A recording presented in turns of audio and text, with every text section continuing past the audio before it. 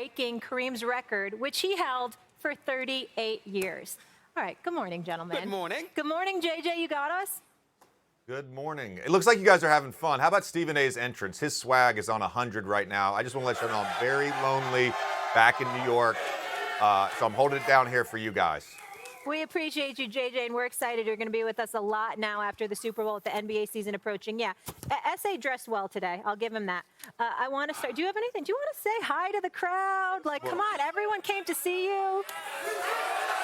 Could you get a smile on your face? There we go. There we go. What you're missing. Tell me, what am I missing? What you're missing is that this brother didn't have to say hello. The moment I arrived, we've been vibing. What's up, y'all? What's up, y'all? You know, That's how it goes. I tried to be nice. That's how it goes. This is what happens. All right, let's get into it. Should I start with you? Sure. Okay. Do you view LeBron as the greatest scorer ever? No, I do not. The greatest scorer ever was Michael Jordan. And what we have to do is, as a society, we have to grow up and recognize the fact that just because you don't consider him the greatest scorer ever doesn't mean that he isn't one of the greatest players ever. It doesn't mean that he's not on the Mount Rushmore of basketball. Doesn't mean that he wasn't worthy of the celebration last night. And by the way, just as an aside, let me be the Grinch that stole Christmas, even though it's February. The damn Los Angeles Lakers. I mean, the man did everything else. Couldn't y'all have won the game against the Oklahoma City Thunder?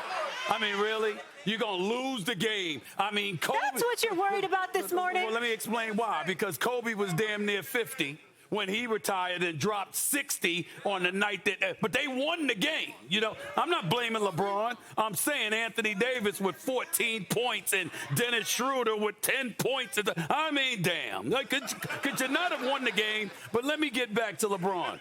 Very, very worthy of all the adulation, all the celebration. This man has not only been one of the greatest players in NBA history, he has been one of the greatest ambassadors and one of the greatest people. He has represented himself, his teams, and the sport in exemplary fashion. And he was worthy of it. And I personally want to congratulate him on everything that he achieved last night. He is a great and arguably, I don't think arguably, the greatest all-around player. But when you talk about an assassin, a scorer, no, that's going to be Michael Jordan. It's been that way. And it's going to stay that way. And it's just that simple. He's right. Jordan's great. I'm going to take Kareem. Kareem, to me, is the most unstoppable weapon in the history of the NBA.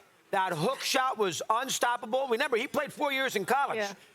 LeBron did not. That's 8,000 points. Plus, you're talking about Kareem, who never shot threes. He made 1 3 in his career. I mean, LeBron's made 2,000. And again, Stephen A. is right. This is not a day to ever knock LeBron. He handled himself great. You love the tears at half court. I like to have more than one basket in the fourth quarter. I like to have that. God, you guys are really doing Like this to LeBron No, today. I'm kidding. I am kidding. Oh, I'm my kidding. goodness. And Stevie A is right about Anthony Davis with only 14 points. But the captain, to me, the Kareem ability, every game that he ever played, the ball was going down into the low box against great centers. Wilt, a lot of big Walton, physical centers, and he never failed to deliver with an unstoppable shot that was unblockable. Plus, he made his free throws. He made 2 free throws against Detroit to win an NBA championship in Game 6. I think Kareem, to me, is the best scorer in the history of the NBA. And remember, you can have the most points and not be the greatest scorer. Barry Bonds has the most home runs. Babe Ruth is the best home run hitter. Well, I don't know about that. Oh, he is. Not even. Don't go there. I don't know about that. Don't go there. Go ahead. JJ, can you please get in on this?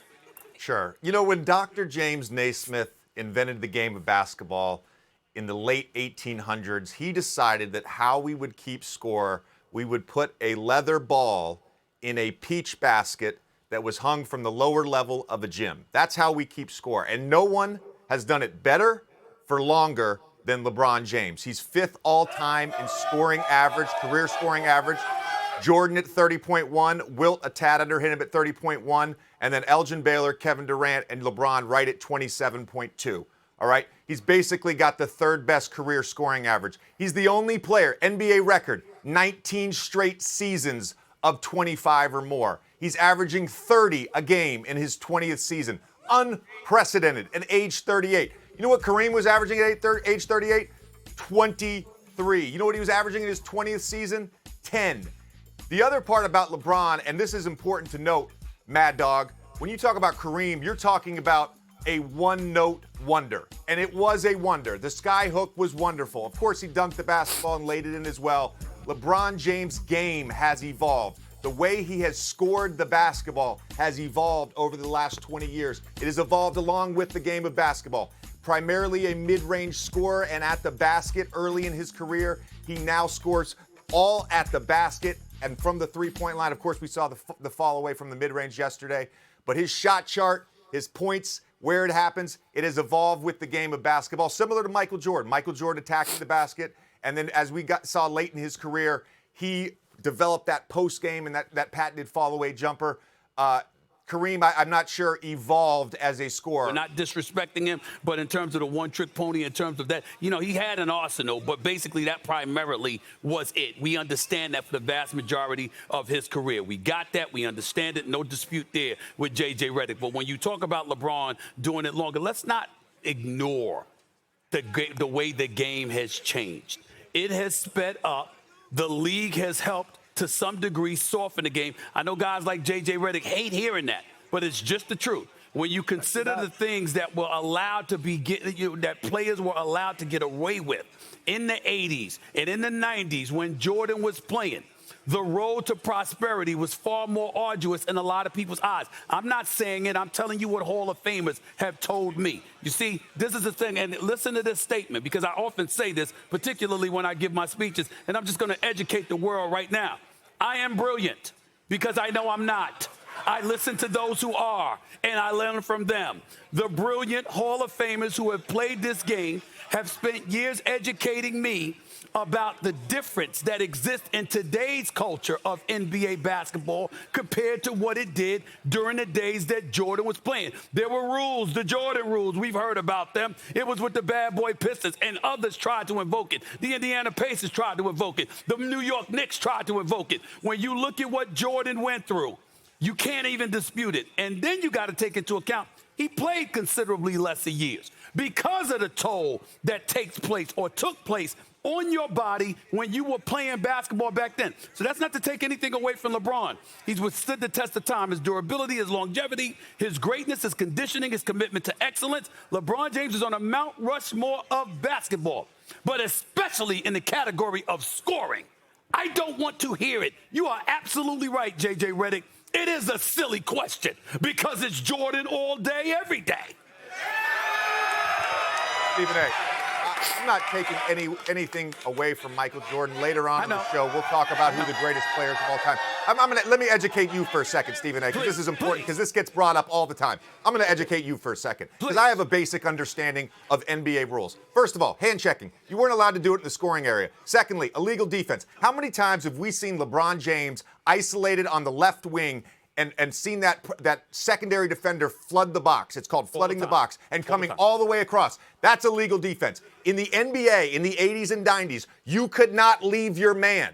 So yes, there's more space now. There's also more help. You think about last night and watching him score, taking on two defenders every single time. And by the way, the Jordan rules, I get it, man. There was more physicality for sure. A lot of that was just harder fouls. Well, you know, go watch the 1993 NBA Finals against the Phoenix Suns and tell me that was a physical series. Well, first of all, go watch. I've watched every game. Hold on. First of all, calm down, because I'm not questioning your basketball knowledge. That's number one. So calm down. Number two, your points are incredibly valid. But this is the point that I'm making. Let's not dismiss that physicality portion that you just brought up. JJ, you know this. If you're playing a game and you got to worry about physicality, sometimes that's an intimidating element that derails a lot of scorers. You you've seen that. You know your NBA basketball. You know your NBA history. There's a lot of dudes that wouldn't be what they are if the physicality was allowed. So, yeah, you couldn't double the way that you could now, and I get all of that. But the impediment of physicality really, really draping all over you. And the game, I would argue, is a greater impediment to one's scoring prowess and success than today's NBA game. That's just me. That's just me. And it's a valid point on the wear and tear of the physical nature. That's the what I'm back talking and about. forth, the hand grabbing, the hard fouls. It's a valid point, Stephen A.